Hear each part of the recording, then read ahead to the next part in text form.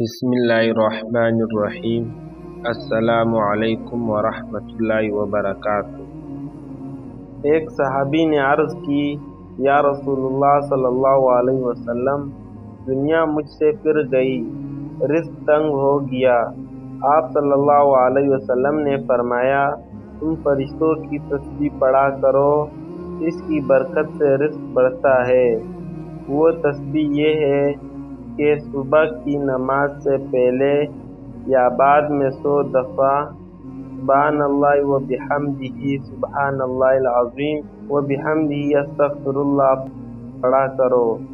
اس کی برکت سے دنیا تمہارے پاس ذلیل و خوار ہو کر آئے گی اور تم کو غیب سے رزق ملا کرے گا، اور اس تسبیح کے ہر کلمے کی برکت سے اللہ تعالیٰ ایک فرشتہ پیدا کرے گا جو قیامت تک یہ تسبیح پڑھتا رہے گا اور تم کو اس کا ثواب ملا کرے گا۔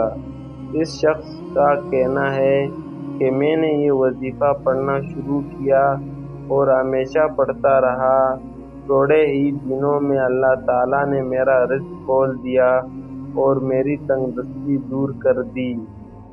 اور ایک دوسری روایت میں آپ صلی اللہ علیہ وسلم نے فرمایا، سبحان اللہ و بحمدہ جو مرد یا عورت دن رات میں 100 دفعہ پڑھے گا تو اس کے سب گناہ معاف ہو جائیں گے، اگرچہ سمندر کی جاگ کے برابر ہو۔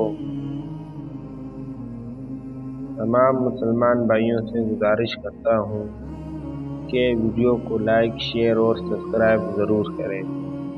جزاک اللہ خیر۔